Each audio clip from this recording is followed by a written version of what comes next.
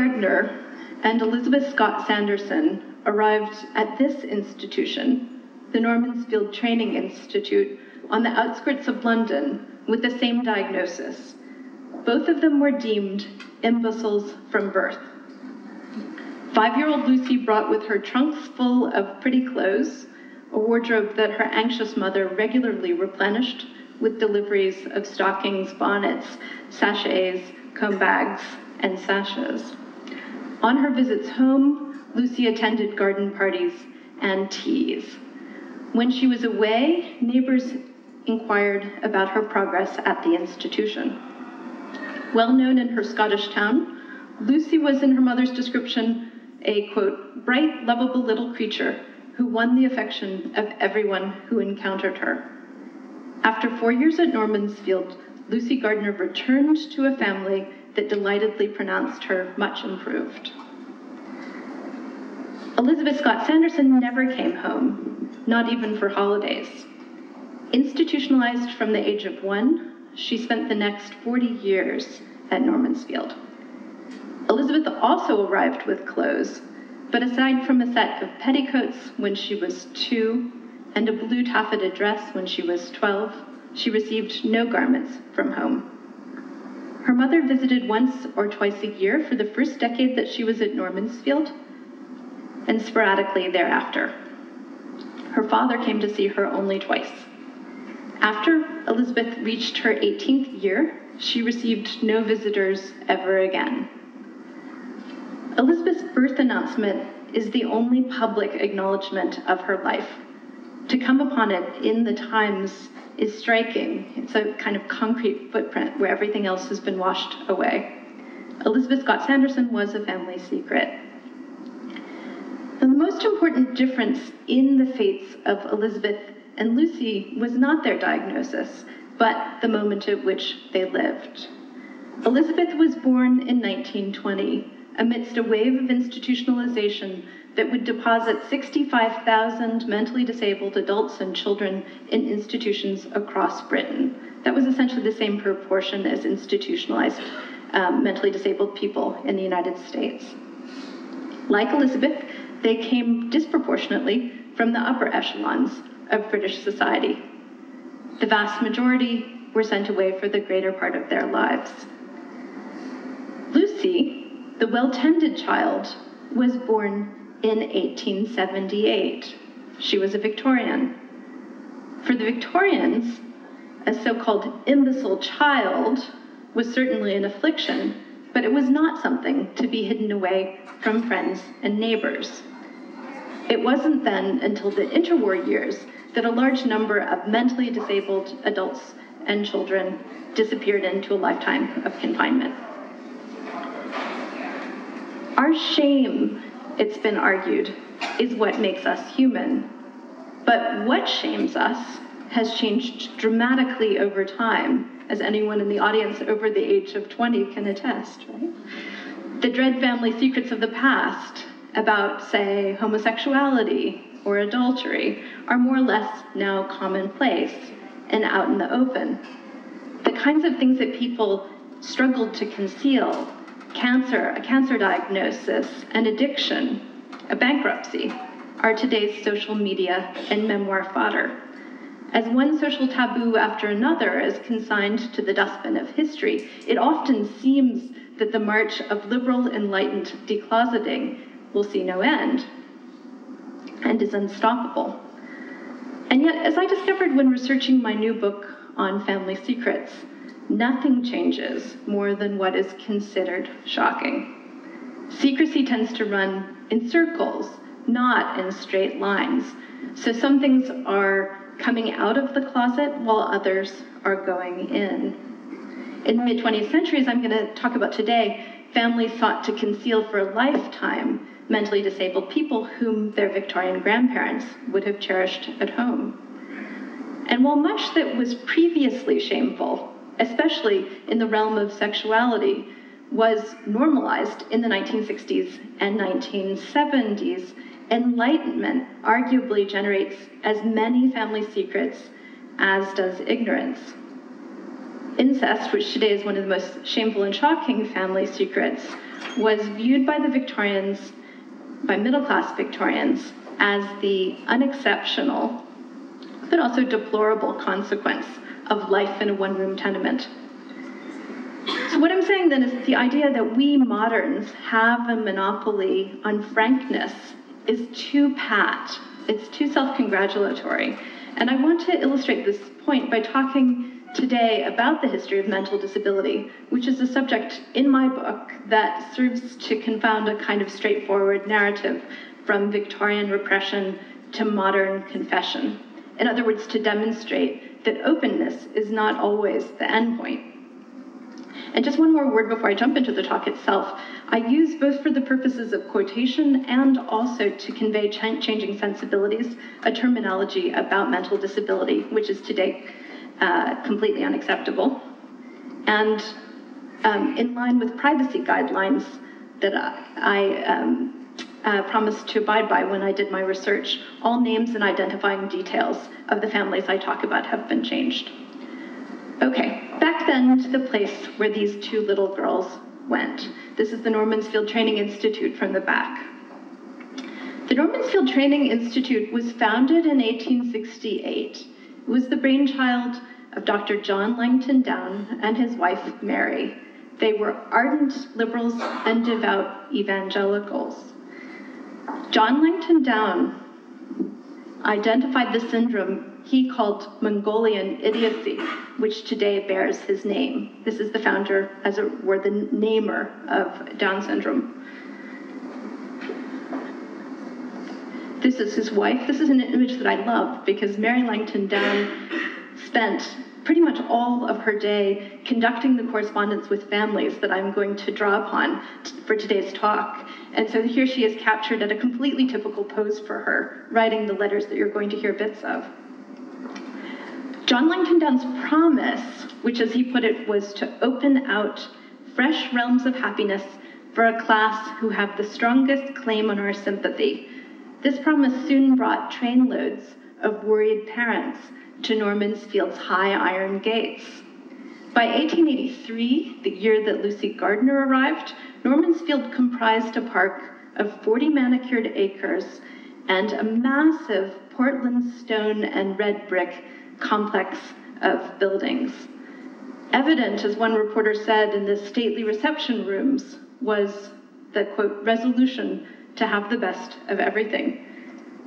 This is a bird's eye view of Normansfield in the early 20th century. You can see just how enormous this complex was. This was, at this point, serving about 500 patients. And this is the the famous Gothic Theatre and Chapel. You can visit this. It still exists on the outskirts of London, southwest of the city. And this is the only part of the institution that is still preserved in its original form, but it's definitely worth a visit. The rest of it, ironically enough, has been turned into condos. The unstoppable march of the property market, right?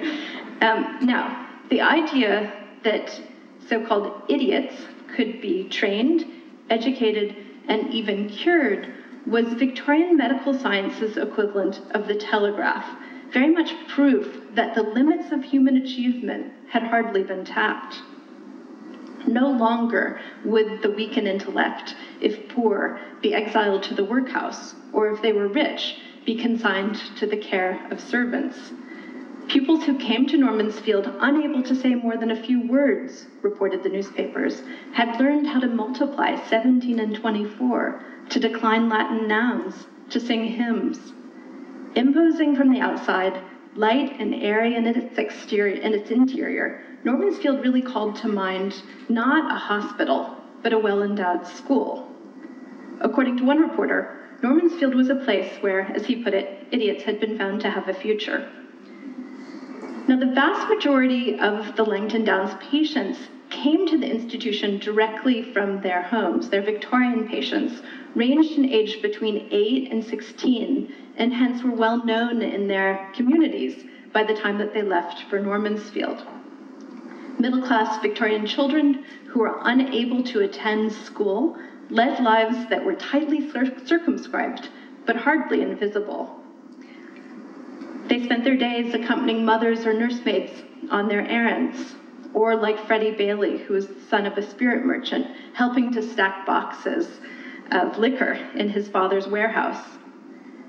The writer Virginia Woolf's half-sister Laura joined the Stephen family at the dinner table every evening, although as Woolf later disparagingly observed, her, quote, idiocy was daily becoming more obvious.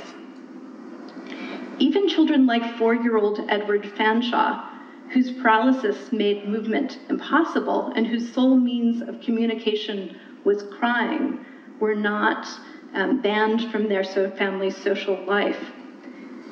Edward Fanshawe's mother had commissioned for him a padded cot trimmed in velvet, which moved on casters so that the boy could be moved to join in the family's entertainments.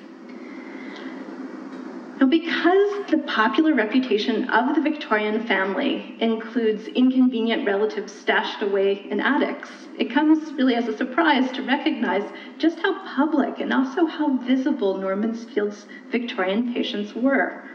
They made regular trips home for their holidays. They attended church services. They attended military pageants. They were taken out to the theater and to go shopping by their relatives. They accompanied parents and siblings, like Lucy Gardner did, to garden parties. The very public life that these children led helps to explain the painstaking attention that was paid to their appearance. Separated from her little daughter by 400 miles, Lucy Gardner's mother nonetheless sought to put together fetching ensembles for her, so she sent along a red ribbon sash, suggesting that it be paired with the embroidered dress that was already at Normansfield for her daughter. And in this, Mrs. Gardner was entirely typical. Through an avalanche of letters about golf clubs and petticoats, evening gowns and silk handkerchiefs, Agnes Grant wished to ensure that her 16-year-old daughter Cecilia remained ever in fashion. As she put it, I like Cecilia always to look nice for every season. This is a little Normansfield patient, aged 8, and you can see that she looks like someone who comes out of a Victorian fairy tale. What she is wearing is an extraordinarily expensive dress, both the rickrack and also the lace collar. This is 1886. To send a child to Normansfield was, for most parents, a sacrifice that was redeemed only by the hope of improvement. Normansfield cost nearly twice as much as the services of a trained nurse, and it was actually equal in price to Britain's finest private schools. Parents peppered Mary Langton down with anxious inquiries about their children's development, asking whether fingers had been trained to hold pens and minds educated to tell the time. They trusted, as they put it, in God's will, that nothing was impossible. Some counted even upon a cure.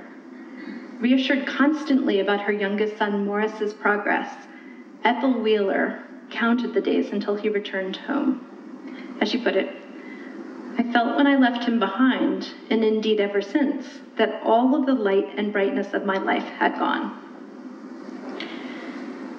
Most Victorian children then came to Normansfield not because their parents wished to be rid of them, but because they hoped to give them the chance, at great expense, of a better life. But by the turn of the 20th century, it was clear that the improvement for which many parents hoped, that this is what they were counting on, was in fact out of reach. The percentage of patients who were discharged as relieved or improved was diminishing. Among a new generation of social reformers, moreover, John Langton Down's original view of Normansfield as a place for rehabilitation, for reintegrating people into the communities from which they had come, this was an ambition that at the turn of the 20th century was increasingly viewed as dangerous, certainly foolhardy. This new generation of social reformers instead sought permanent confinement in purpose-built institutions, arguing that the hereditary nature of mental defect made it imperative that, as they put it, idiots, imbeciles, and the merely feeble-minded be kept from producing children of their own.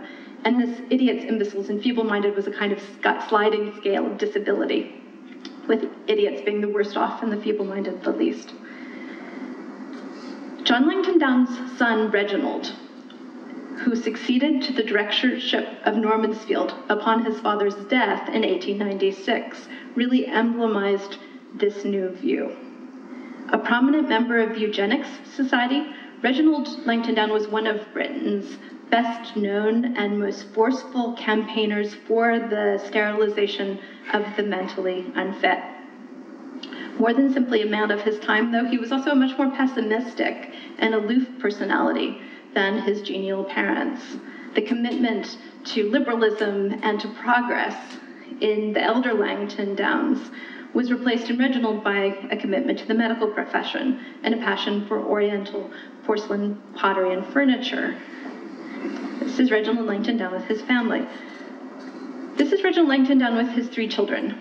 Now, as you may be able to tell, Reginald Langton Down's eldest son, John, who was the namesake of his famous grandfather, was himself born with Down syndrome.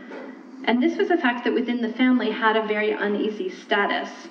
Reginald's wife, Jane, who was a trained nurse who helped him run the institution, completely denied that there was anything different at all about her son, and John was sent to village schools around Normansfield until Jane died when he was 12, at which point he was transferred to Normansfield. Reginald never acknowledged his son's existence publicly. But Reginald's pessimism about his patients was increasingly widely shared. While Victorian parents had believed, as one put it, that with God, nothing is impossible, their Edwardian successors were reluctantly coming to terms with what they increasingly understood as a lifelong condition. No longer did Normansfield's parents joyously look forward to the prospect of a homecoming. 14-year-old Richard Taylor had been a patient at Normansfield for 8 years when his father, a Cambridge professor, closed the savings account with his son's name on it because, as he wrote to Reginald, there's nothing served by going on with it. In the decade before the First World War, most Normansfield patients still visited their families at home, at least once a year, if not more often. But here, too, there were signs of change. In many respects, Henrietta Weldon, who was the wife of a country parson, resembled Normansfield's Victorian mothers. She worried constantly about her son, Percy, who was a so-called higher-grade imbecile who'd been resident at the institution since 1893.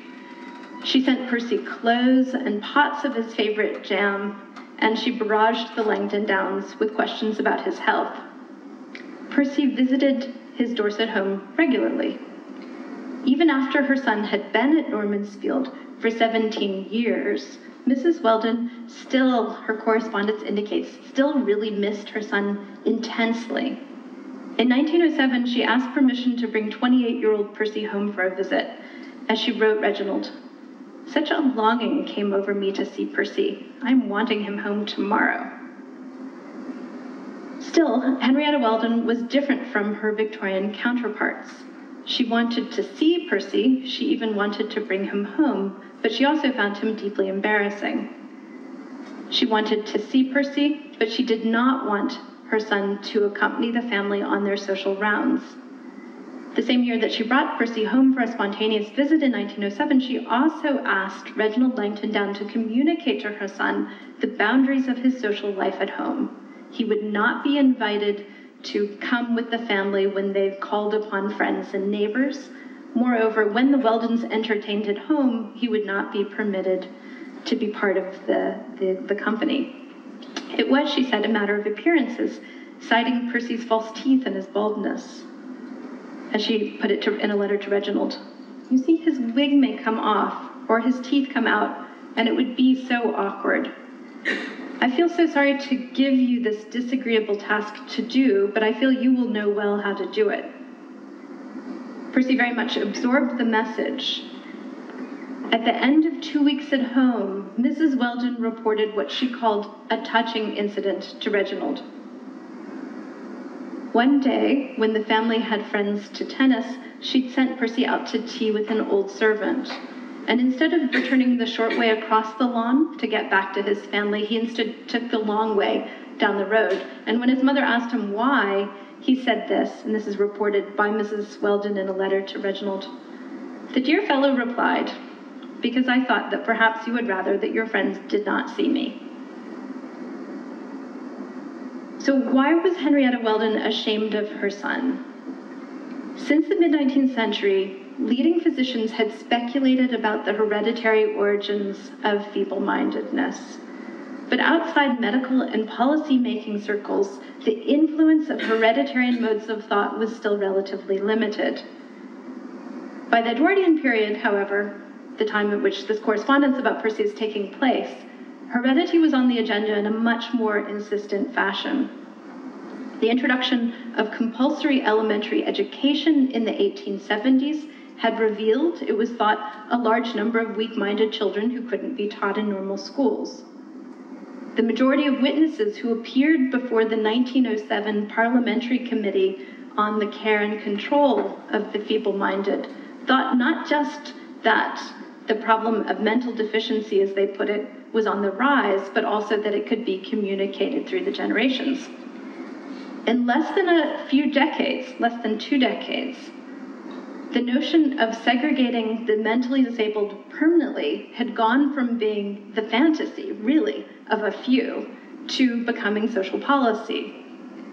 The 1913 Mental Deficiency Act in Britain gave the authorities powers to segregate and to detain for an unlimited period of time the weak in intellect.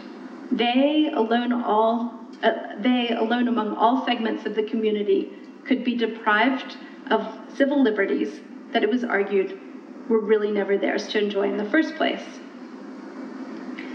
By the turn of the 20th century, then, the mentally deficient were increasingly viewed as a danger, even by some people as the danger facing the nation. The change throughout the Edwardian period in the Weldons, as in other families, was significant and perceptible. Disabled children attended garden parties much less often than before. They weren't discussed as openly. And Normansfield's parents, for the very first time, complained about the cost of fancy attire. The children had dressed for dinner before this time, and now increasingly parents said that they couldn't afford that any longer. Henrietta Weldon did not need to believe the more extreme propositions about her son to find him shameful. Even the hint of hereditary stigma was probably sufficient. At the age of 24, after 2 decades at Normansfield, Percy could read and write well. However, his parents did not contemplate bringing him home. As his mother wrote, "It's so sad that even with his growing intelligence, he is such a hopeless way off ever being able to earn his own living or be thoroughly dependable." To be dependable meant not gawking or standing with his mouth open, behaviors that might formerly have been tolerated or even ignored. The borderland of normal, which was very much the land that Percy inhabited, had become definitively abnormal. Permanent incarceration was becoming, at this point, a reality. So beginning in the 1920s, mentally disabled children of middle and upper middle class families were dispatched from their homes at earlier and earlier ages, some of them even from birth. Elizabeth Scott Sanderson, the little girl with whom I began, was a year old when her mother delivered her to Normansfield in 1921. At that point, she was the youngest child that the institution had ever taken in. The youngest of 6 daughters, Elizabeth was the child of Lieutenant Colonel Scott Sanderson and his wife Edith. She was blessed with a peachy complexion and beautiful features, but her mother soon began to worry that she was an unusually placid baby. She showed no interest in her bottle, and though she sat up and laughed when she was expected to, after she started to have fits at 7 months, she could hardly hold up her head and rarely smiled anymore. Although the family doctor could find nothing physically wrong with the child, he declared that it was a hopeless case at this point, 7 months, when she was 7 months old, of mental impairment, and he advised the Scott Sandersons to institutionalize Elizabeth. By the time that Edith Scott Sanderson wrote Reginald Langton down, she was really desperate to find a place for her child to go. The Normansfield where Mrs. Scott Sanderson left her daughter looked much the same as it had in Victorian times, but its mission was very different. Long-term custodial care had become the institution's basic orientation. Normansfield's patients wouldn't come home anymore, not even for holidays. Parents' visits, too, became fewer and further between. Guilt at having put sons and daughters away, in one mother's words, "I felt like a murderess," made visits increasingly painful. 3 years into Elizabeth's stay at Normansfield, Edith Scott Sanderson was delighted by her daughter's improvement and really grateful for the photographs that Reginald Langton Down had sent to her of her little daughter. But the way in which she expressed her admiration indicated the distance that she intended to maintain. As she wrote Reginald, "I thought she'd come on really wonderfully. In fact, I think she's a marvel, and you must indeed be very proud of her and of how she's improved." So it was Reginald who was to be proud of Elizabeth, not her mother. That Elizabeth was, as Mrs. Scott Sanderson put it, a great credit to Normansfield, vindicated the decision to put her there in the first place. A year after arriving at Normansfield, Elizabeth had, as Reginald Langton Down noted in his case books, made what he called extraordinary progress.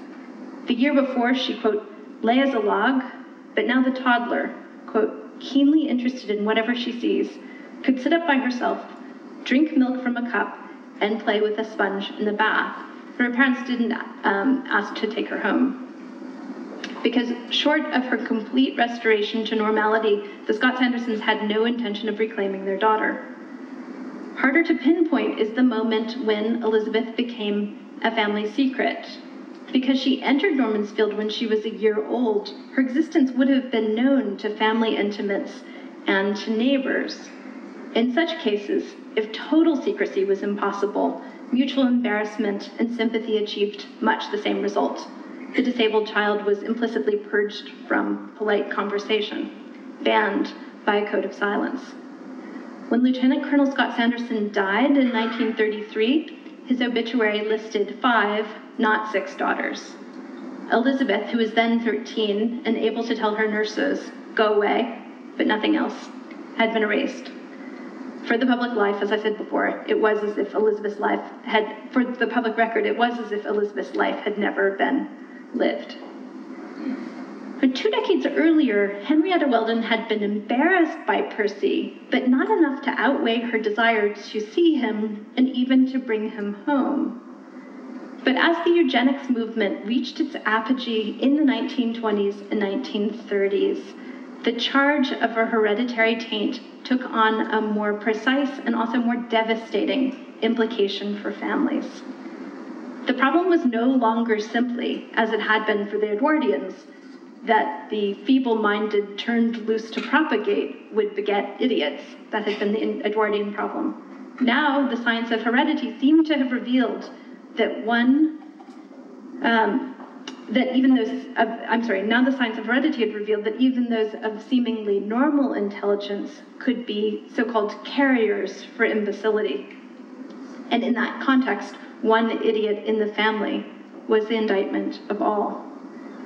Against the backdrop of a plague of mental deficiency that seemed at this point to have run nearly out of control, the government's own 1929 investigation calculated that 1 in every 100 Britons was mentally defective, for a total of 300,000. The silence and secrecy that surrounded the feeble in mind intensified. So why then, after more than half a century, did hereditarian beliefs finally prevail? And part of the point of the argument that I'm making in the book, using this case and also juxtaposing it to adoption and the widespread adoption, mass adoption of illegitimate children at this point in time, is that actually eugenics did not prevail in all cases. And so why did it here? The new power that was accorded heredity did not translate to all situations. The idea that homosexual proclivities could be passed down through a family, for instance, was never more than a fringed belief in Britain. The idea that idiocy could be transmitted through the generations, though, gained currency because it fit into the grooves that had already been well worn by the diagnosis of lunacy. Since at least the 18th century, madness had been widely viewed as a predisposition that inhered in families. Given the prevalent conflation of imbecility and lunacy, it was a small step to imagine that imbecility could run in families in the same way that other diseases of the mind could.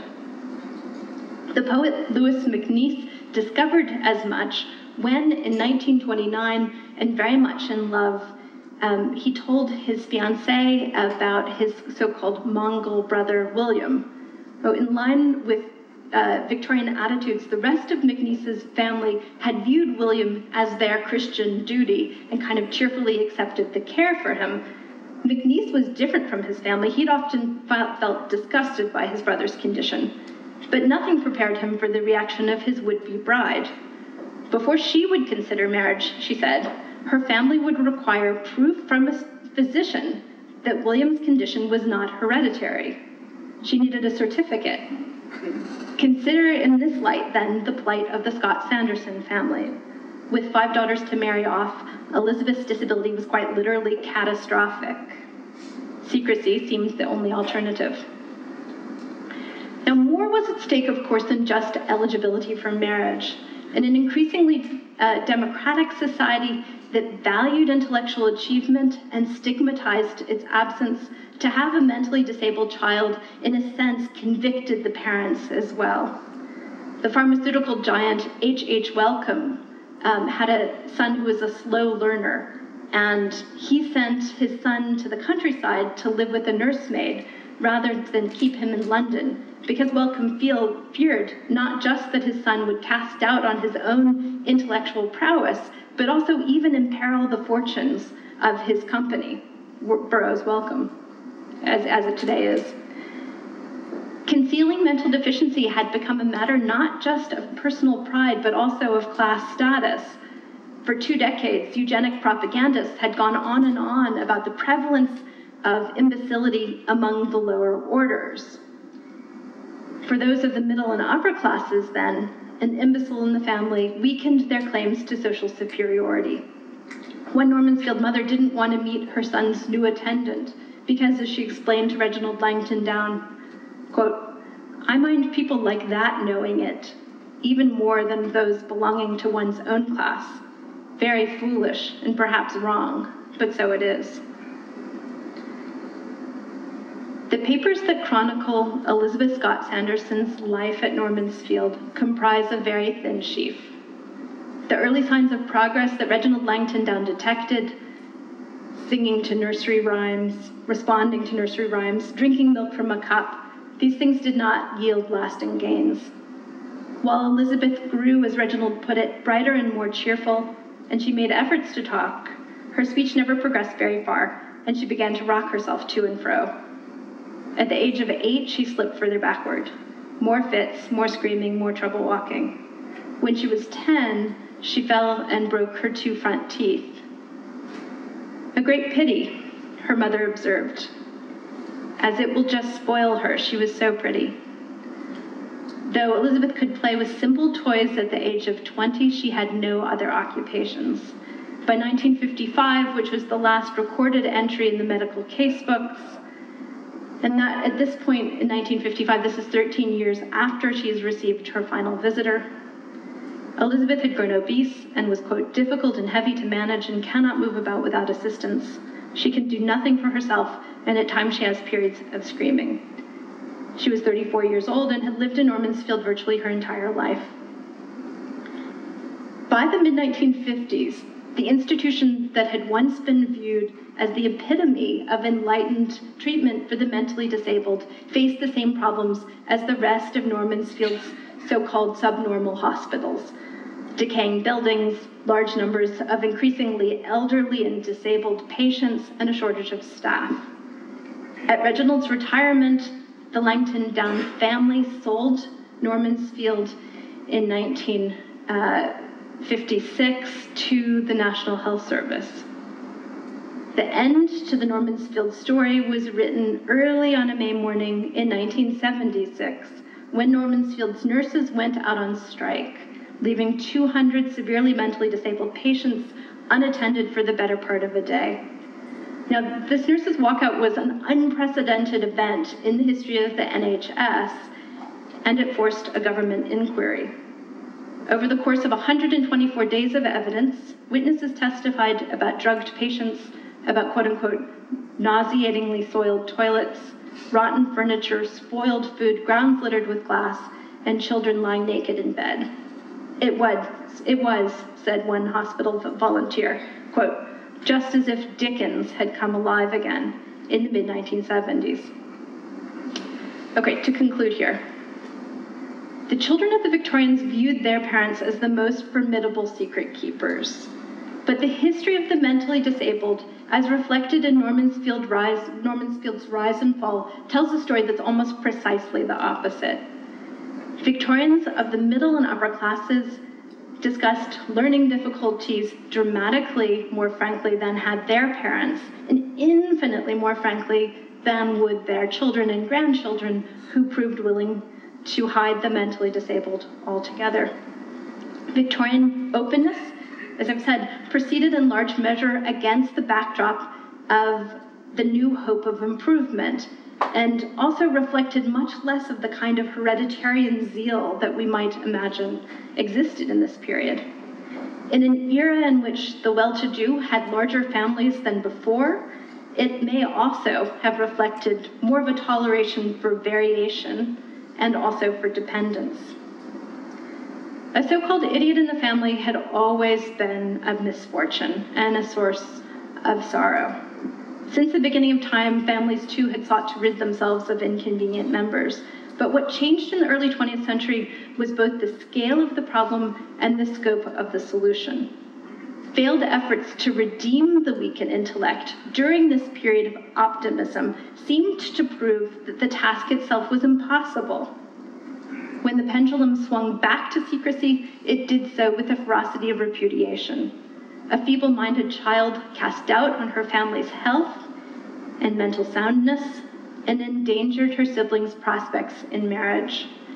Families that had been families to pity became families to fear.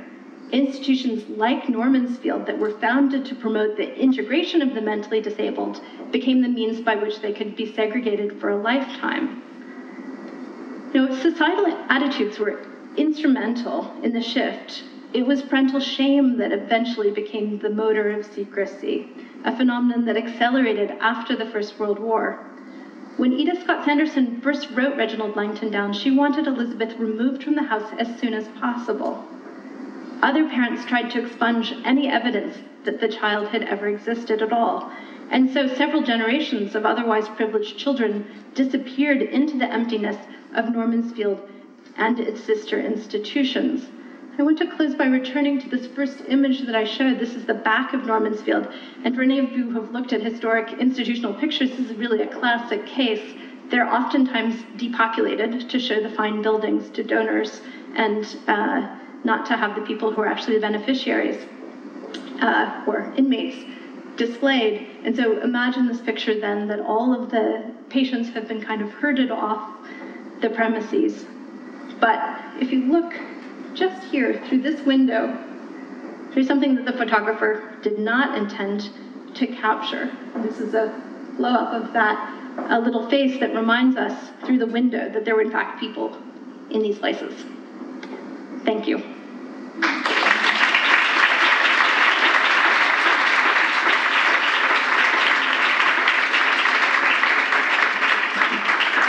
We have about 10 minutes for questions. We'd love to be able to use this microphone, so please raise your hand. I'll do my best to move around. I'm going to start in the front. Sure. If shame goes in cycles, as you said, what do you think is going back in the closet right now? It's a really interesting question. So I interviewed social workers and nurses to talk about this, and one of the things that they talked about a lot were two things, actually. One is domestic violence, especially as the burden of shame, the idea that increasingly empowered women should be able to prevent it. So actually to be yourself a casualty of domestic violence is more shameful, potentially, than it was, again, in the late 19th century, when it was just viewed as the kind of consequence of a bad marriage. And then second is elder abuse. that was another thing that nurses said. Thanks for the question. Could you comment on the psychiatric illnesses and the later period of time of Freud and the idea that that might be addressable, perhaps in the same way that the mental impairment? Yeah, it's a very interesting question. I mean, partly the backdrop of the book is debates about nature and nurture, in which the tide shifted in psychiatric explanations, though not, I have to emphatically say, in Britain.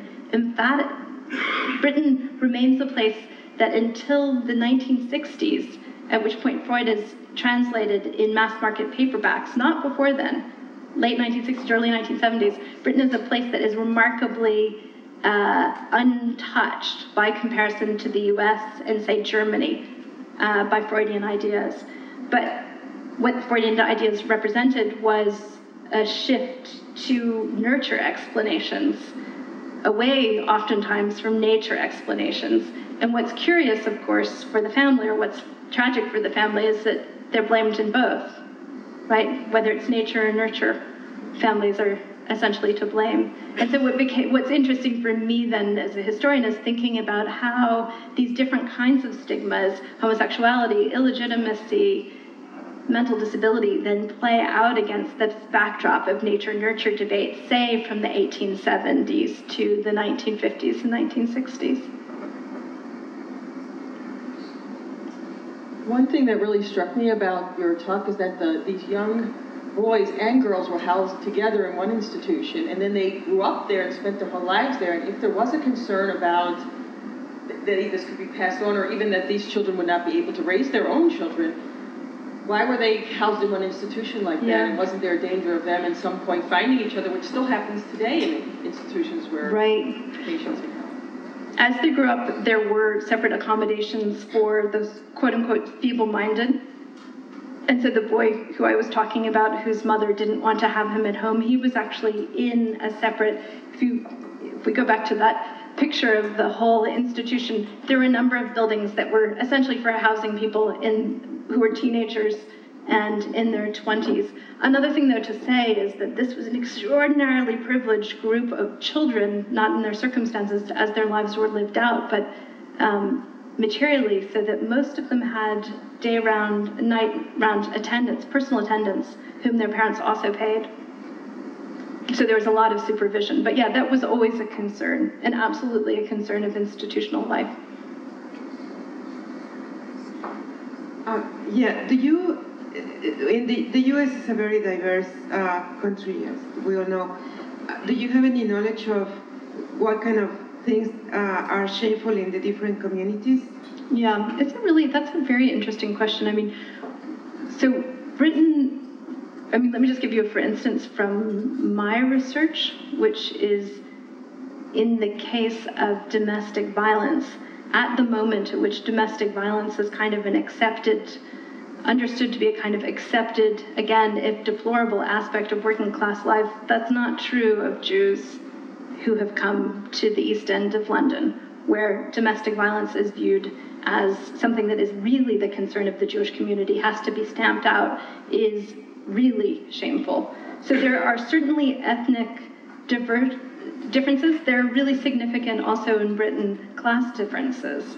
So for instance, one of the really curious and fascinating things that people have discovered about the openness of gay life in Britain is that in the interwar period, in working class communities, the queen, so the man who is woman-like, is kind of fully advertises his nature, and this is a kind of accepted part of working class life. It's true in the market stalls. A really fabulous historian named Matt Holbrook, in a book called Queer London, writes about this. So they're very different at the moment in which, of course, for a middle class family, this was a disaster to have your son in the dock, arrested for homosexual offenses. In working class families, it was treated very differently, the queen in particular.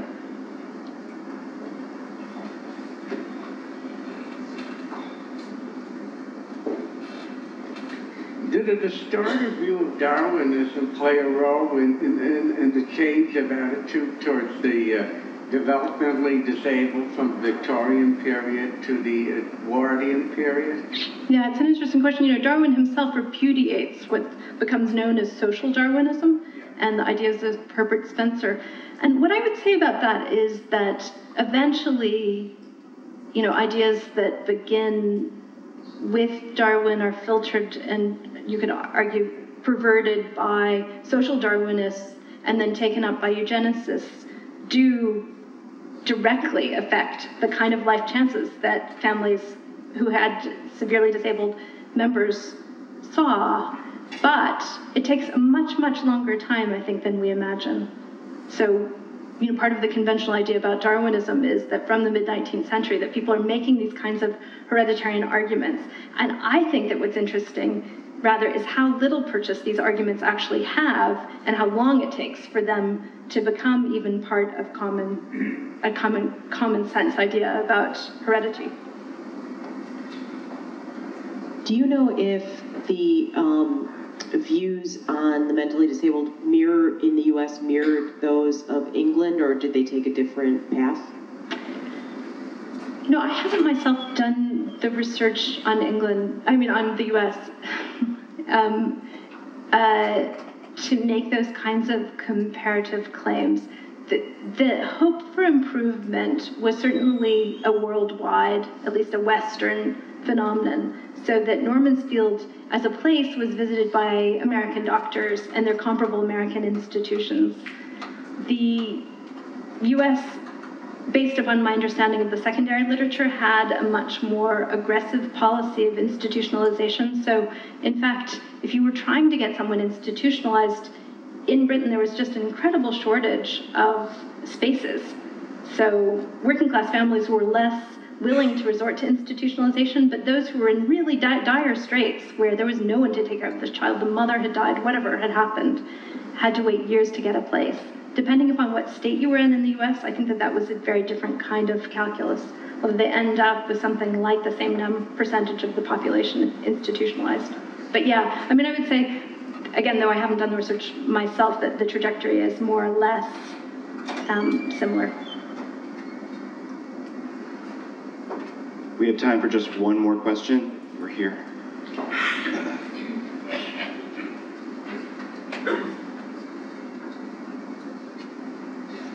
I'm wondering if the change you saw from Victorian to Edwardian England was mirrored in the lower classes, in the working classes. It seems like what you talked about was mainly in families that could afford an option for their family members. Thank you for the question.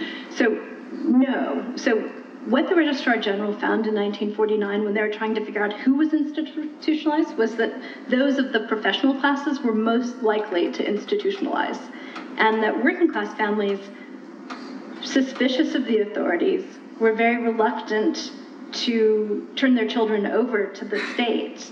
And so where working class families do, in these very, very exigent circumstances, commit children, essentially, what they find, though, is that it's very difficult to actually, once you put them into the system, to get them out. That's like the US, certainly. And here class plays a really crucial role, because it's exactly the kinds of people like the Elizabeth Scott Sanderson's family who are kind of hanging on to the edge of the elite or the upper middle class, whose status is most precarious. And there, in that sense, class is really an important variable. Thanks so much.